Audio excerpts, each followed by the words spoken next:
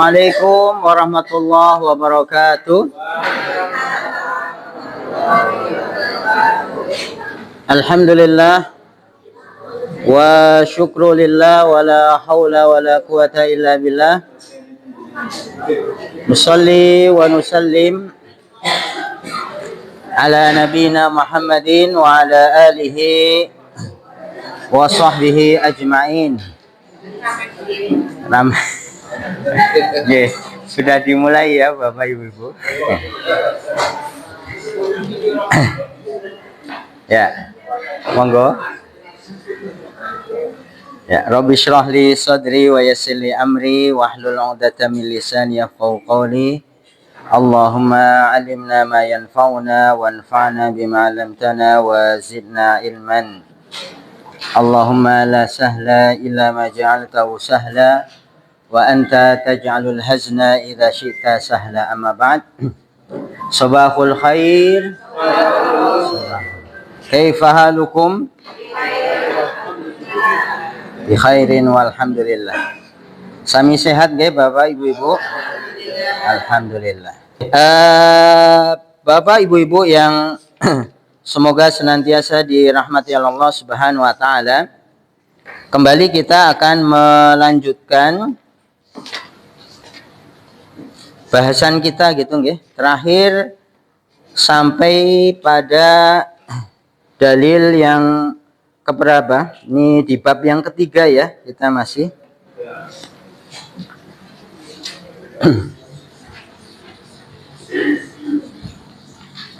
Bab yang ketiga kita masih membahas tentang tentang apa? Masuk surga tanpa hisab, nggih. Ya, masuk surga tanpa hisab ini adalah kemuliaan ya yang Allah berikan kepada hambanya. Tentunya orang akan mendapatkan kemuliaan berupa masuk surga tanpa hisab, yaitu dengan memurnikan yang namanya tauhid ya, memurnikan tauhid. Makanya judulnya di sini adalah barang siapa yang mengamalkan tauhid dengan semurni-murninya pasti masuk surga tanpa hisab ya. Ini kan dambaan cita-cita kita ya, masuk surga tanpa hisab ya. Dan kemarin kita di pertemuan sebelumnya, tidak apa-apa ya, sedikit mereview gitu ya supaya nyambung gitu. Kita sebutkan bagaimana ya, saya juga supaya ingat lagi gitu ya. Ada 3 perkara yang menjadikan orang itu bisa memurnikan tauhid ya. Yang pertama adalah apa? Ilmu. Masih ingat ya Bapak Ibu? Kemudian ada yang namanya adalah ya yakin gitu ya. Ilmu, keyakinan yang ada di dalam diri itu tidak akan muncul ya, keyakinan yang kuat kecuali itu ada dasar ilmu ya, ilmu kemudian diyakini ya. Dan yang ketiga adalah apa? Tunduk. Betul. Alhamdulillah.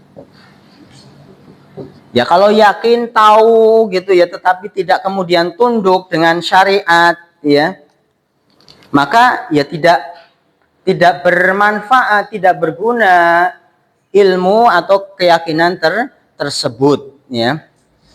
Ini sempat kita contohkan gitu ya, apa yang terjadi kepada orang-orang musyrik ya. Karena orang-orang musyrik itu ketika mereka diajak untuk mengucapkan kalimat tauhid ya, kalimat tauhid yaitu kalimat apa? La ilaha illallah ya, kalimat tauhid.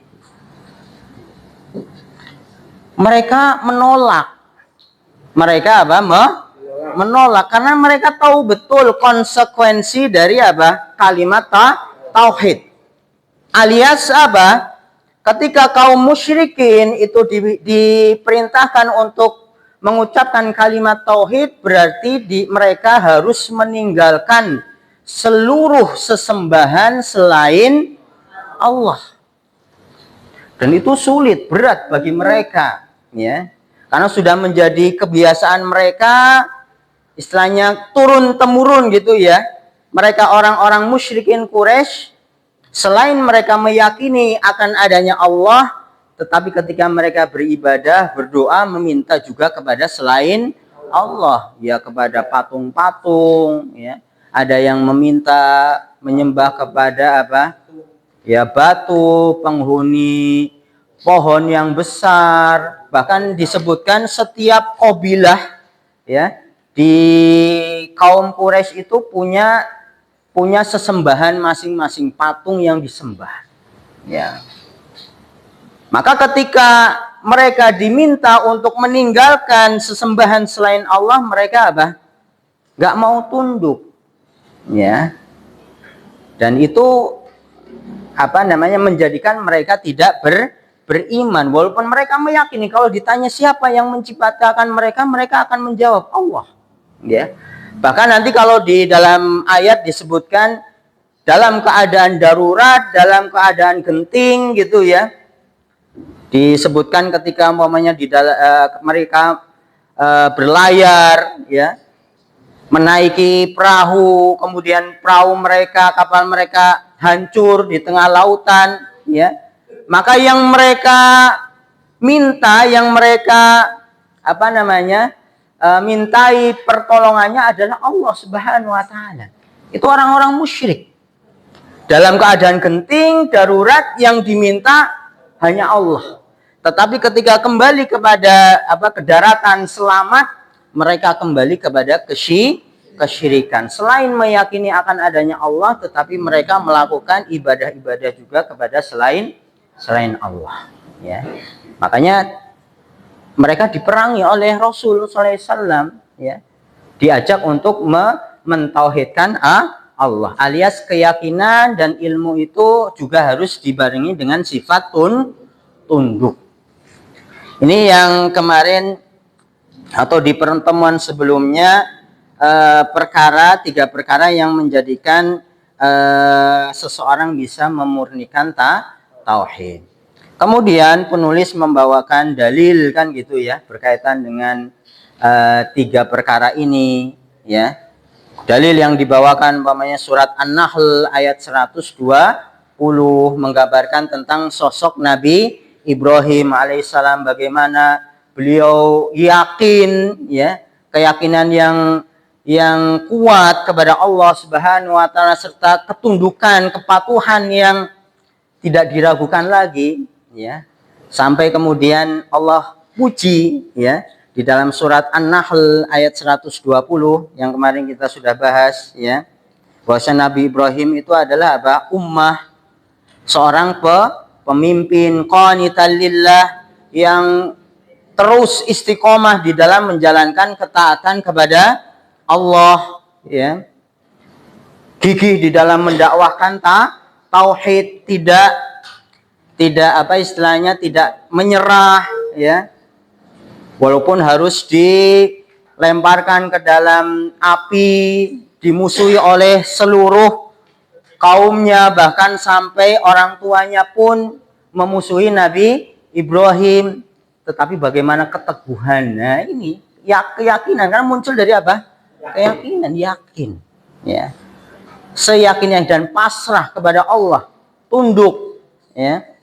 Ketika diperintahkan untuk menyembelih putranya sendiri, ini kan ujian-ujian yang begitu besar, tetapi karena dilandasi dengan tiga ini, maka Nabi Ibrahim kemudian bisa bersabar, ya, bisa melalui ujian dari Allah dan sampai tadi mendapatkan julukan sebagai Khalil, kan gitu ya kemarin, ya. Khalilullah. Apa artinya? Kekasih Allah.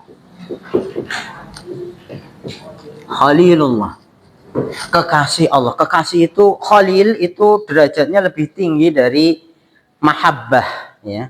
Jadi kecintaan yang sangat jadi kekasihnya Allah Subhanahu wa taala. Yaitu tadi karena didasari dengan keyakinan yang kuat dan tunduk. Jelas niki nggih Bapak Ibu-ibu? Termasuk juga dalil yang kedua ini sudah kita baca belum ya? Yang surat Al-Mu'minun ayat berapa? 59 ya. Al-Mu'minun ayat 59.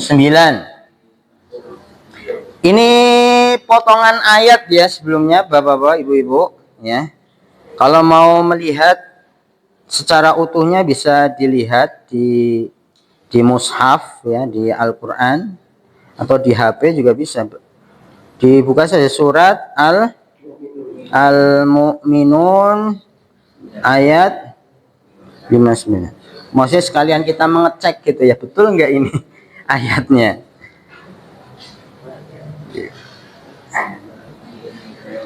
Ya, di dalam ayat 59 ini betul ya, walladzina hum birabbihim la yusyrikun ya, yaitu mereka dan orang-orang yang tidak mempersekutukan dengan Tuhan mereka dengan sesuatu apapun ya.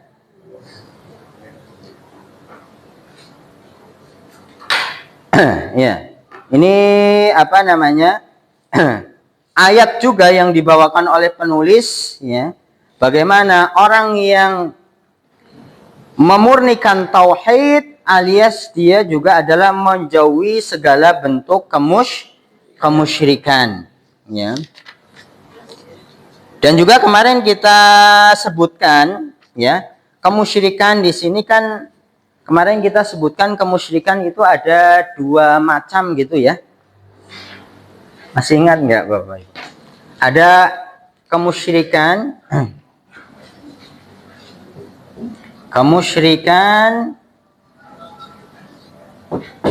yang pertama apa? Bersifat apa? Umum. Masih ingat? Ada yang bersifat khusus ya. Ini menerangkan ayat ini ya. Ini dia masuknya kemusyrikan yang umum atau yang khusus ya. Kemarin kita sebutkan kemusyrikan yang sifatnya umum adalah ya segala bentuk kemaksiatan ya. Karena ketika orang berbuat maksiat secara tidak langsung dia lebih apa? Memilih hawa nafsunya daripada apa? Ketentuan Allah. Itu kan berarti secara tidak langsung dia apa? Lebih mendahulukan hawa nafsunya kan gitu. Ya. Ini kemusyrikan yang sifatnya umum. Walaupun kemudian para ulama menjelaskan kemusyrikan yang ada sifatnya khusus ya, yaitu adalah syirik itu sendiri ya, atau juga kefasikan. Jadi ada level-levelnya gitu nggih. Maksiat ada levelnya ya. Kalau sesuatu yang Allah sebutkan atau Nabi jelaskan bukan bagian dari syirik, berarti ya bukan kesyirikan kan gitu. Ini kalau secara khusus. Namun secara umum ya segala bentuk kemusyrikan itu adalah ada unsur kesyirikannya. Loh, kalau begitu sulit dong orang kemudian tidak terlepas dari yang namanya dosa, karena setiap manusia kan mesti berbuat apa? Dosa. Alias harus maksum begitu. Tidak, ya. Tetapi yang dimaksud dengan wahum birabbihim la yusyrikun memang betul maknanya adalah yang pertama ini, ya. Menghindari atau tidak berbuat syirik yang bersifat umum, alias dia berupaya untuk menghindari segala bentuk kemaksiatan. Namun tadi orang itu kan tidak maksum, alias tidak mungkin orang itu terhindar dari yang namanya dosa. Tetapi yang dimaksud adalah ketika seseorang itu berbuat dosa, dia cepat-cepat bertobat kepada Allah Subhanahu wa taala. Ya. Ini disebutkan di dalam keterangannya, ya. Ini di dalam ayat yang lain, ya, di dalam surat Ali Imran, ya, yang menjelaskan bagaimana orang yang bertakwa, orang yang memurnikan tauhid, ketika dia bermaksiat kepada Allah, maka dia bersegera untuk bertaubat. Ini di dalam surat Ali Imran ayat berapa? 135, betul. Ya, 135. Ini saya bacakan, walladzina idza fa'alu fahishatan, ya, mereka orang-orang yang ketika terlanjur berbuat fahisyah, keburukan, dosa, ya, wa dzalamu anfusahum, berbuat zalim terhadap diri mereka, apa yang mereka lakukan? Zakarullah, mereka bersegera untuk mengingat Allah, ya, fastaghfaru lidzunubihim, mereka meminta ampun atas dosa-dosa mereka. Wa man yaghfiru dzunuba illallah, tidak, dan siapa yang mampu untuk mengampuni dosa kecuali Allah Subhanahu wa taala. Walam yusirru ala ma fa'alu, alias mereka tidak kemudian meneruskan perbuatan dosa itu, alias berhenti, ya. Ala ma fa'alu wa hum ya'lamun, dan mereka mengetahui. Itu makna dari dalil yang kedua yang dibawakan oleh penulis, tidak melakukan kemusyrikan secara umum, dalam artian dia betul-betul gitu ya, menjalankan perintah Allah, ya, dan menjauhi larangan-larangannya. Kalaupun dia ya khilaf alias berbuat dosa, maka cepat-cepatlah bertobat kembali kepada Allah Subhanahu wa taala. Ini dalil yang ketiga. Jelas niki nggih Bapak Ibu-ibu? Ada yang mau ditanyakan sebelum kita lanjut ke dalil yang selanjutnya? Yang kaitannya dengan ini setelah ada tadi dari surah Al-Mu'min, itu di bawah kan ada keterangan hadis Sahabat Husain bin Ali yang menuturkan bahwa ini maksud penjelasan yang di bawah. Di bawahnya tadi ayat itu. Kan ada Husain. Oh ya. Penjelasan itu. Oh, ini nanti masuk dalil yang ketiga. Ini nanti penjelasan dalil yang ketiga. Tidak ada kaitannya dengan ayat Al-Mu'minun ayat 59. Yeah.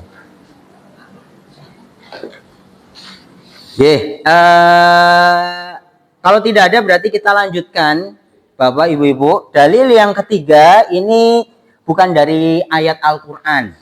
Bukan dari ayat Al-Quran, tetapi penulis membawakan hadis. Bahkan nanti di dalam hadis ini secara jelas Nabi mengkabarkan akan ada 70.000. Akan ada berapa?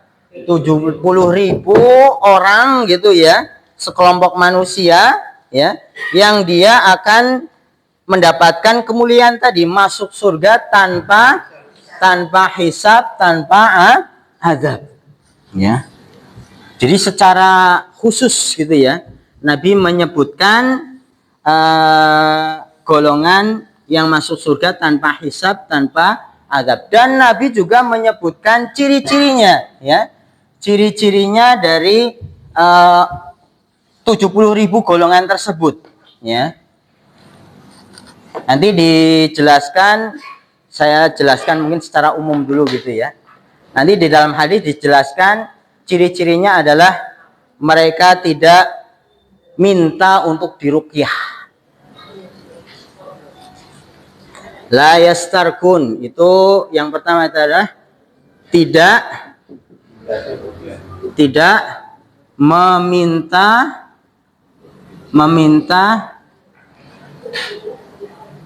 untuk apa? Di ruqyah. Apa itu diruqyah Bapak Ibu?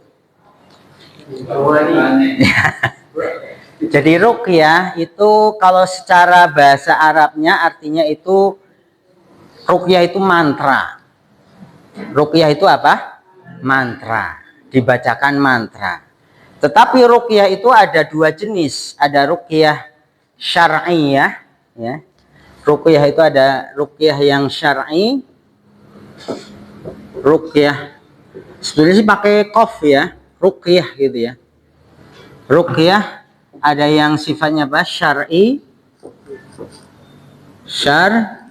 Syar'i itu maksudnya dengan menggunakan ayat-ayat Al-Qur'an, menggunakan doa-doa yang diajarkan oleh Nabi, atau dengan ya doa yang difahami gitu ya. Jelas ucapannya ya. Kemudian apa namanya? Isinya kebaikan, bukan kesyirikan.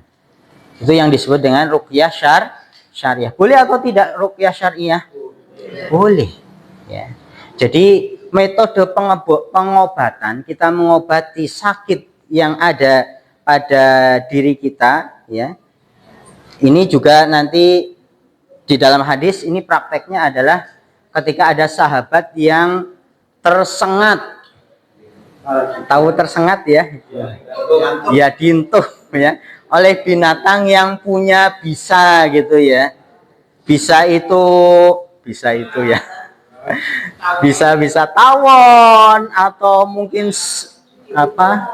Ular yang berbisa atau semut ya. Semut kan ada yang semut sing gigit apa ngentup ya?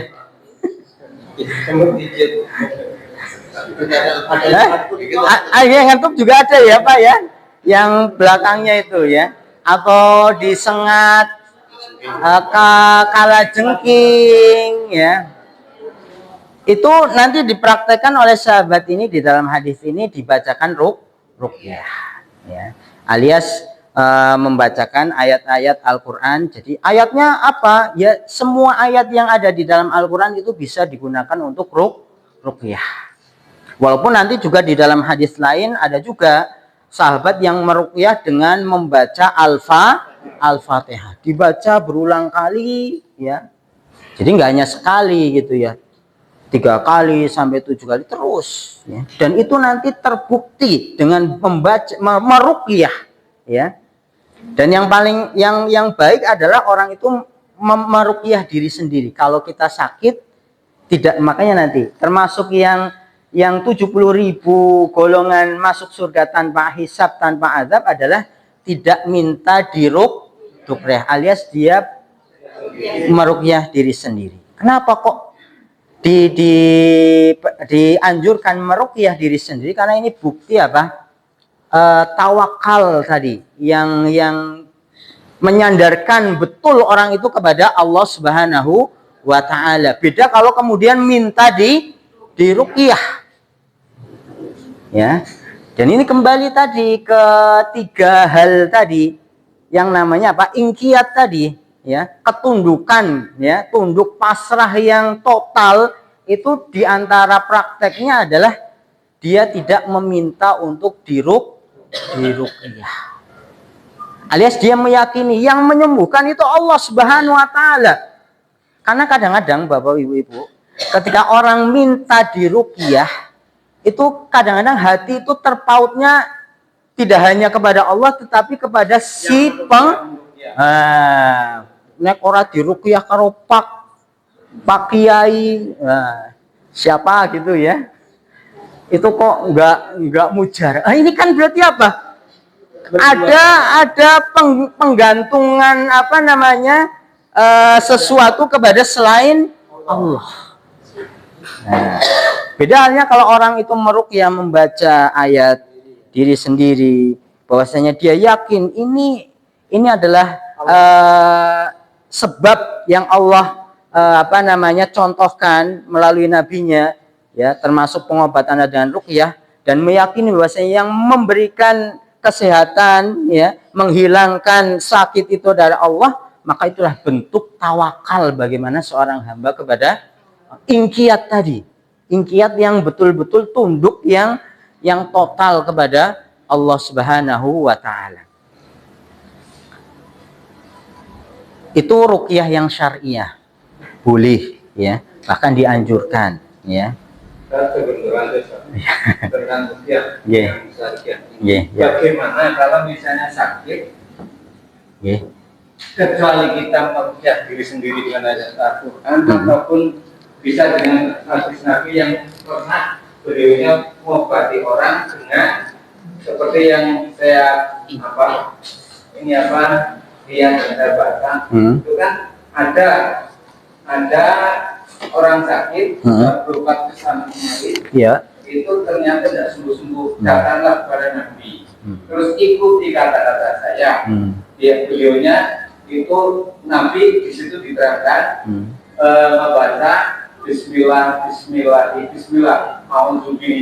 apa itu termasuk ruqyah? Ya, itu termasuk ruqyah. Nah, kemudian yang itu masuk saja ini kecuali kita ruqyah diri sendiri dengan Al-Quran pendidikan tadi, terus kita juga berusaha lain maksudnya ke medis. Ke medis, ya. Gak apa-apa Pak, termasuk itu. Ya, nanti kalau di keterangan para ulama, orang istilahnya bertadawi, ya, berobat menggunakan obat-obatan medis yang itu memang terbukti, teruji secara medis obat-obatan itu bisa menghilangkan penyakit, maka itu adalah perkara yang dibolehkan. Bahkan Nabi mengatakan tadawu, berobatlah, ya. Karena Allah tidaklah menurunkan suatu penyakit kecuali Allah juga menurunkan obatnya. Jadi itu termasuk hal yang mubah, boleh ya. Atau tadi sebelum menggabungkan gitu ya antara ruqyah, kita meminta kesembuhan ya kepada Allah dengan cara ruqyah membacakan ayat-ayat Al-Qur'an atau doa-doa tadi. A'udzubillahi bi'izzatik ya. Atau bismillahi arkik dan seterusnya ya. Itu ada contoh doa dari Rasulullah Shallallahu Alaihi Wasallam. Tinggal nanti dipraktekkan. Jadi memang hal-hal yang itu menjadi kebutuhan seorang hamba itu memang di dalam syariat kita sudah diajarkan. Ya. Adapun ruqyah yang ghairu syar'i atau disebutnya tidak syar'i, ya, tidak syar'i. Ini adalah ruqyah atau mantra-mantra yang tidak jelas gitu ya. Diucapannya ya kalimat-kalimat yang nggak dimengerti kan gitu ya. Ada atau tidak? Ya banyak gitu. Maka itu adalah ruqyah yang ghairu syar'i, maka itu terlarang. Ya. Wes semua. Apa itu? Apa artinya? Kan nggak ada artinya. Simsalabim atau yang lainnya gitu ya. Komat kamit mantra dukun atau paranormal itu adalah ruqyah yang ghairu syar'i. Bahkan biasanya di dalamnya ada kalimat-kalimat yang isinya adalah kesyirikan, minta perlindungan kepada jin, kepada yang makhluk yang disebut makhluk gaib dan seterusnya, arwah-arwah. Ya itu ya.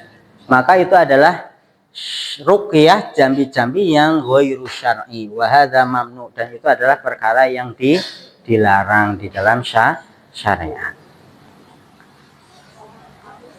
Ini gambaran dulu secara umum. Yang kedua adalah ini 70.000 golongan. Ini secara khusus Nabi menyebutkan ciri-cirinya ya. Tidak meminta untuk kai itu apa? Kai itu pengobatan cara kuno gitu ya, yaitu mengobati dengan benda panas ya, dengan ya besi panas yang dipanaskan kemudian ditempelkan di tempat yang sakit ya. Nah, itu dulu digunakan seperti itu, ya.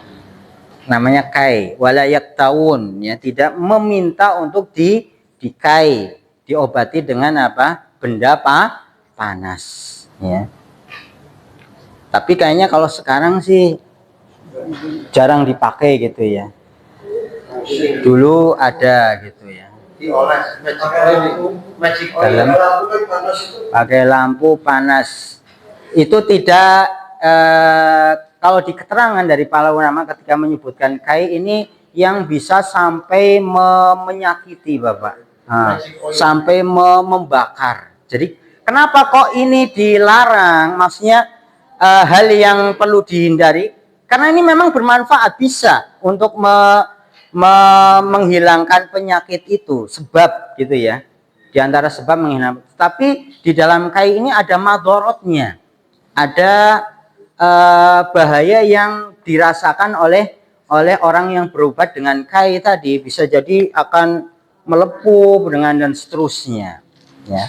Kalau tadi berkaitan dengan lampu itu kan tidak sampai itu sinar, maka insya Allah bukan termasuk yang kai ini. Ini yang kedua, jelas nih Bapak Ibu.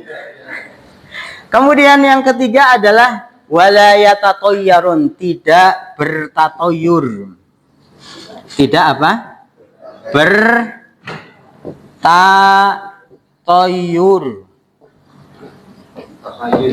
Nah, tatoyur ini nanti cabang-cabangnya seperti tahayul, ya, khurafat, ya.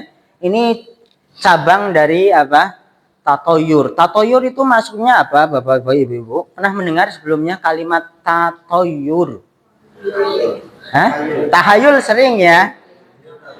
Ya, nanti ada kemiripan atau nanti tahayul termasuk di dalam makna tatoyur ini. Jadi tatoyur itu dari kata-kata toir. Toir itu artinya burung. Toir itu apa artinya? Burung. Maksudnya apa burung? Maksudnya adalah kebiasaan orang Arab dulu itu ketika melihat burung, ya, atau sesuatu, ya, yang lebih adalah yang sering dijadikan apa namanya tanda-tanda adalah burung gitu ya. Kalau melihat ada burung, umpamanya burung apa gitu ya, gagak umpamanya nemplok gitu ya di rumah seseorang, oh ini berarti akan terjadi bencana atau malapetaka atau kematian kan gitu. Oh ini ada burung tertentu ya lagi naik ke atas gunung, kok ada burung malah turun, berarti jangan naik ya. Ini burungnya turun, berarti kita ikut turun. Nanti kalau menyalahi itu akan cilaka, bahaya. Nah, ini yang disebut dengan tatoyur, alias maknanya adalah beranggapan sial dengan adanya burung tertentu. Tetapi bukan berarti kemudian hanya terbatas kepada burung saja. Ya. Termasuk juga tatoyur di sini adalah berkaitan dengan waktu, berkaitan dengan tempat, atau mungkin berkaitan dengan hari ya, waktu, hari ya, atau berkaitan dengan orang gitu ya. Nek anak jenengan kok dadine siap terus. Ini masuknya ini Bapak-bapak. Tatoyur. Boleh atau enggak? Boleh apa? Enggak boleh. Di dalam syariat kita itu keyakinan yang tidak ada dasarnya. Secara akal atau secara syariat itu tidak dibenarkan. Termasuk juga adalah meyakini akan ya tadi waktu-waktu yang sial ya. Hari apa? Tanggal 13 ya. Bulan Suro umpamanya gitu ya.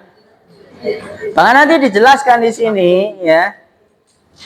Bagaimana orang Arab itu tadi bertatoyur dengan waktu, dengan bulan, dengan hari, ya.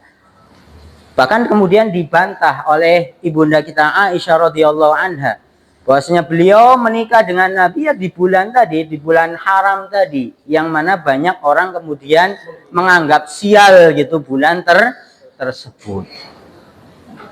Nabi kemudian apa? Menikahi Aisyah di bulan yang dianggap sial itu ya tadi untuk membantah tadi. Tidak boleh orang kemudian bertatoyur dengan atau menganggap sial waktu tertentu. Ya kalaupun orang itu kemudian tertimpa musibah pada hari tertentu, ya itu sudah menjadi takdir Allah Subhanahu wa taala. Ya. Atau mamanya bertatoyur dengan apa lagi? Ya enggak hanya burung penjat gitu. Kupu-kupu mamanya ya. Ini adalah bagian dari tatoyur. Ya.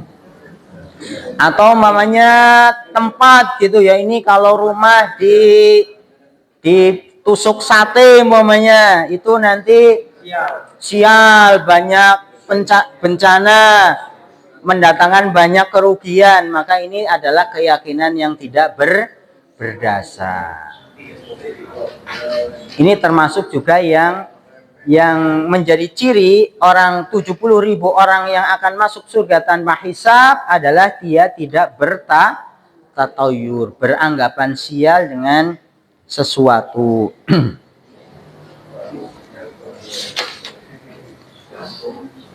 Dan yang keempat adalah bertawakal ya, bertawakal.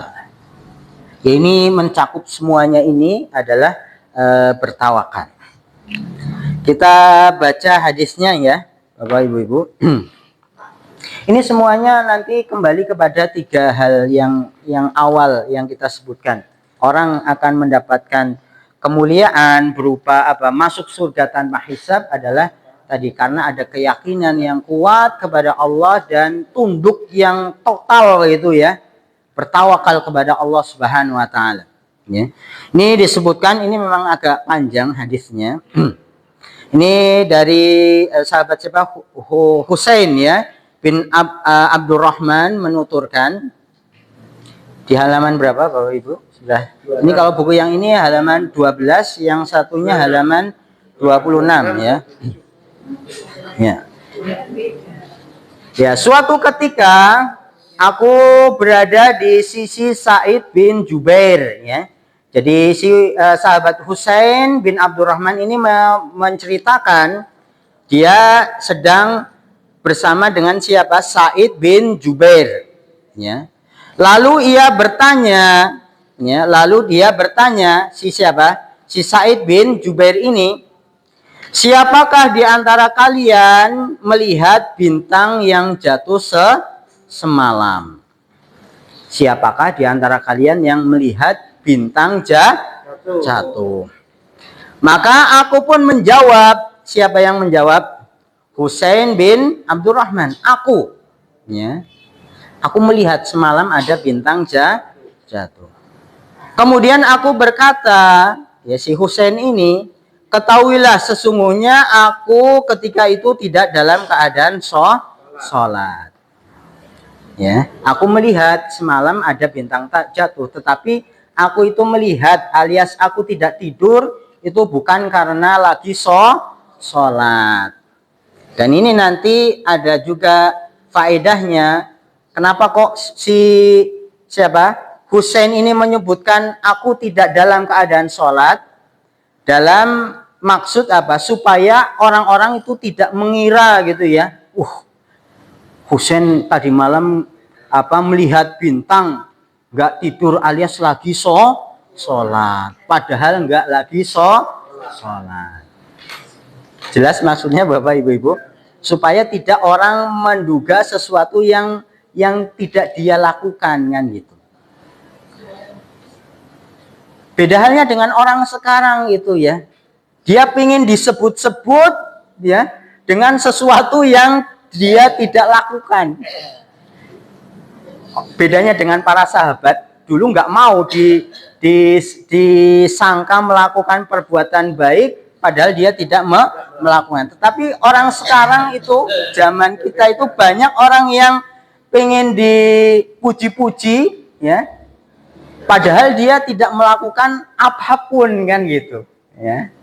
Ini perbedaan antara siapa?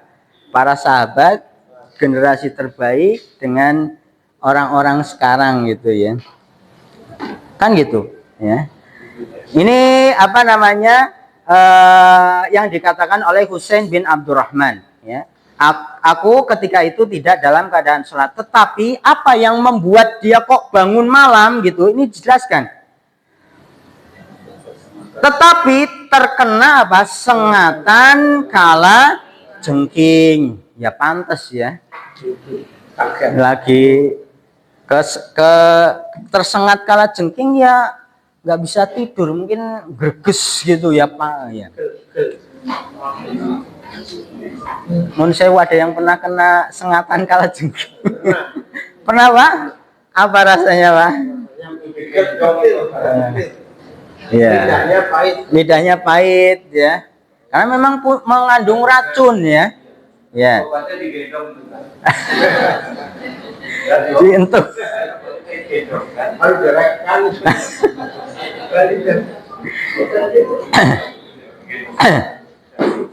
Ini disebutkan ya, terkena sengatan kala jengking. Ia bertanya, siapa yang bertanya? Sa'id bin Jubair ya. Lalu apa yang kamu perbuat ketika engkau tersengat kala jengking? Apa yang engkau perbuat? Maka dijawab oleh Husain, aku meruqyah.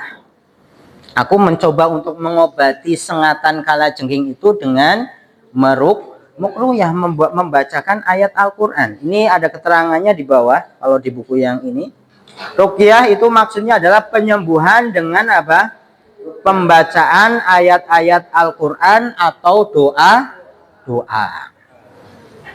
Tadi jenis yang pertama ini ya, ruqyah syar'iyah. Mengobati sakit dengan membacaan ayat-ayat Al-Quran atau dengan doa-doa yang diajarkan oleh Nabi. Sampai sini ceritanya jelas? Ia bertanya lagi, ya ini siapa si Sa'id bin Jubair? Takon maning. Apa yang mendorongmu? Atau apakah yang mendorong dirimu melakukan hal tersebut? Gitu ya. Maka aku menjawab si Husain, yaitu hadis yang dituturkan oleh siapa? Asy-Sya'bi kepada kami. Ya. Beliau meruqyah itu ada dasarnya, ada hadisnya. Yang disebutkan oleh siapa? Sya'bi. Lalu dia bertanya lagi nih ya. Takon maning. Ia bertanya lagi, dan apakah hadis yang dituturkan kepadamu? Jadi ini bagaimana sahabat itu bertanya dalam rangka ingin mengetahui ilmu kan gitu. Dan apakah hadis yang dituturkan kepadamu itu? Maka aku berkata, siapa yang berkata? Husain bin Abdurrahman. Dia menuturkan kepada kami hadis dari Buraidah. Ya. Buraidah bin Al-Husayb. Ya. Yang hadis itu, berarti ini perkataan Nabi. Ya. Apa perkataan Nabi? Hadis Nabi. La ruqyata illa min ainin au humatin. Tidak dibenarkan melakukan ruqyah kecuali karena ain atau terkena sengatan. Ya. La ruqyah, tidak dibenarkan melakukan ruqyah kecuali karena ain. Apa itu ain? Ini ada penjelasannya juga di bawah Bapak Ibu. Al-ain itu adalah pengaruh jahat yang disebabkan oleh rasa dengki seseorang melalui pandangan mata. Jadi ain itu ada, ya. Ain itu adalah pandangan hasad, dengki, ya. Ketika melihat sesuatu, ya, dia tidak suka, kemudian malahan menginginkan orang yang memiliki kenikmatan itu celaka. Ya. Ini disebutnya adalah ain. Ain sendiri kalau maknanya secara bahasa itu mata memang, pandangan. Ya. Kalau hipnotis nanti ada sendiri gitu ya, ada sendiri. Tapi ini lebih kepada kalau hipnotis kan tidak mesti mencelakai ya, ya apa namanya? Diminta uangnya ya, uangnya. Ya. Tapi kalau ain ini memang langsung bisa berpengaruh kepada tubuh orang yang dilihat. Jadi ada orang-orang tertentu yang memiliki pandangan tajam yang itu bisa kemudian menyakiti orang lain. Ya. Kok bisa seperti itu? Yaitu Allah memberikan itu kepada orang tersebut. Makanya termasuk perlindungan yang Nabi ajarkan kepada kita adalah ya wirid-wirid, zikir-zikir pagi, petang. Itu isinya adalah diantaranya berlindung dari hal-hal yang nggak nampak. Kalau sesuatu yang nampak gitu ya ada beling atau ada duri, itu kan kita bisa menghindar gitu ya, karena ngelihat kan gitu ya, cari jalan yang lain. Tapi kalau kayak ain, apa ada yang tahu orang lagi hasad dengan kita? Jenis sih mesem-mesem kelihatannya gitu, tapi ternyata apa? Dia di dalam hatinya apa? Hasad, iri, dengki. Hasad itu artinya adalah tidak suka orang lain mendapatkan kenikmatan, plus ingin kenikmatan itu hilang dari orang tersebut. Ya, maka wirid-wirid, ya zikir-zikir yang Nabi ajarkan, ya. Bismillahirrahmanirrahim, la yadurru ma'asmi syai'un fil ardi wala fis sama, ya.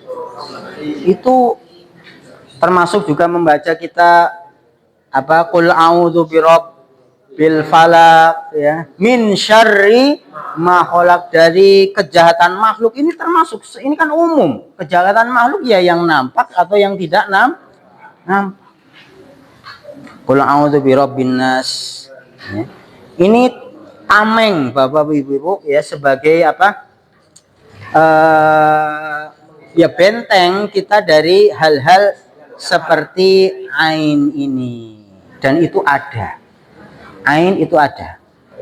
Makanya kalau Bapak Ibu melihat di YouTube gitu ya, ada anak kecil yang awalnya sehat gitu ya, lucu, bisa berubah jadi sakit, jadi itu bisa jadi karena apa?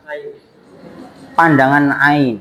Orang melihat, kadang-kadang orang yang punya tadi kekuatan apa namanya pandangan ain itu dia tidak sengaja melihat sesuatu yang dia takjub, ya. Ini anak kecil yang jeneng ayu temen gitu ya, atau ganteng teman, tetapi ketika tidak dibarengi dengan apa mengucapkan nanti barakallah, tabarakallah dan seterusnya, itu bisa berdampak apa? Negatif. Makanya nanti kalau orang-orang yang dia punya nanti dia bisa merasa bahwasanya pandangannya itu bisa berdampak buruk kepada orang lain, maka harus dibarengi dengan apa? Ucapan-ucapan tadi barakallah, tabarakallah dan seterusnya. Ini kaitan dengan ain, ya. Ya mungkin ini dulu gitu ya, karena sudah 9:30 lebih ya. Insya Allah kita lanjutkan lagi di kesempatan yang akan datang, masih membahas tentang hadis ya. Ini hadis yang diriwayatkan oleh Husain ya, Husain bin Abdurrahman ya, yang menunjukkan di dalamnya ada Nabi menyebutkan tentang 70.000 golongan orang yang masuk surga tanpa hisab, dan Nabi juga sebutkan ciri-cirinya. Wallahu ta'ala alam bisawab. Terima kasih. Semoga Allah membalasi segala amal ibadah kita dengan pahala yang berlipat ganda. Allahumma amin. Ya selamat nanti kalau sudah berpuasa ya. Ya, ya sama-sama. Ya. Kita akhiri dengan doa kafaratul majlis. Subhanakallahumma bihamdika asyhadu an la ilaha illa anta Astaghfiruka wa atubu ilaik. Assalamualaikum warahmatullahi wabarakatuh.